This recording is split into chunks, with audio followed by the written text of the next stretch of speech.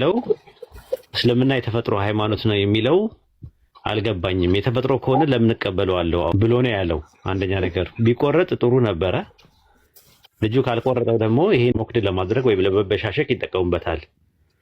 እኔ ግን 72ም ቢሆን ምንድነው ችግሩ? እሱ ከሌለ እንደውም ምናምን ብሎ ያለበት አለ። 72 ሴት የሚለውስ ራሱ ዘይፍ ሐዲስ ነው ወይ የሚለው ነገር እሱንም እናያለን። ሌላው እንደምትመለከቱት ሰላም እንዴት ናችሁ? እግዚአብሔር ይመስገን። ጃሚያ ተርመዚ 3150 ወይ ብንካብ እንደተረከው ነብዩ እንዲያሉ ያ አልክድሪ የገደለው ወጣት በተፈጠረበት እለት ካፊር እንዲሆን ተወስኖ ሱናን አቢ ዳውድ 4705ም ኡበይ ብን ከዓብ እንዲህ አለ። አልክድሪ የገደለው ወጣት ልጅ ሲፈጠር ጀምሮ ካፊር ሆኖ ነበረ። በህይወት ቢቆይ ኖሮ ወላጆቹን በክደትና በጥመት ይወስዳቸው ነበረ። ስለዚህ ከዚህ አዲስ የምንረዳው የሰው ልጅ ሲፈጠር ከሃጂም ሆኖ እንደሚፈጠር እንጂ ሙስሊም ሆኖ እንደሚፈጠር አይደለም።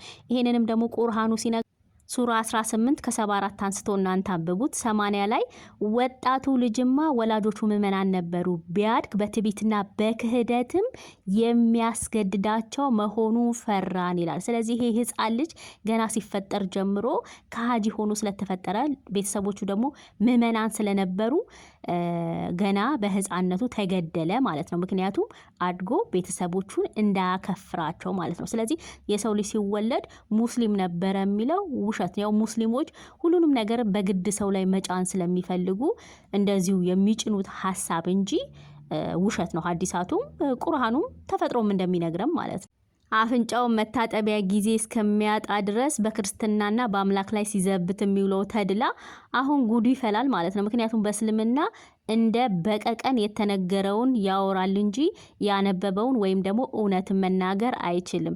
ጃሚያ ተርመዚ 1663 በጀነት 72 አድሆለላኢን እንደሚያገቡ ሐዲሳቱ ይናገራል ማለት ነው። ሻሂድ የሚሆን ሰው አላህ 6 ነገሮች ቃል እንደገባለት ከስድስቱ አንዱ 72 ሚስት አድሆለላኢን እንደሚያገባ ነው ማለት ነው። ሱራ 56:35 እኛ አዲስ ፍጥረት አድርገን ለነሱ ፈጠርናቸው ደናግሎችም አደረግናቸው የሚለውን አንድ ሰው በቀን ከ100 ድንግል ጋር ወሲባዊ ግንኙነት እንደሚያደርግ አቡ አብደላ ደግሞ እንደሚነግረን ይሄ ሐዲስ ሳሂህ እንደሆነና አላህ አዋቂ እንደሆነ ማለት ነው። መቼም አንዷን ሴት ነው 100 ጊዜ የሚያድሳት በቀን አትሉንም።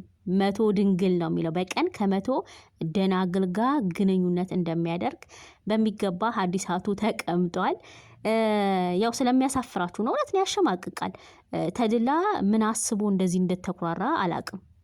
ወይ ደግሞ ተዋቶልክ ሂዳ መሸታ ቤት እንግዲህ ይሄ የሚያጓጓ ከሆነ ከ100 ሴት ጋር መዳራት የሚያምርክ የሚያጓጓ ከሆነ ለምን እዚሁ ምድር ላይ አታደርገውም?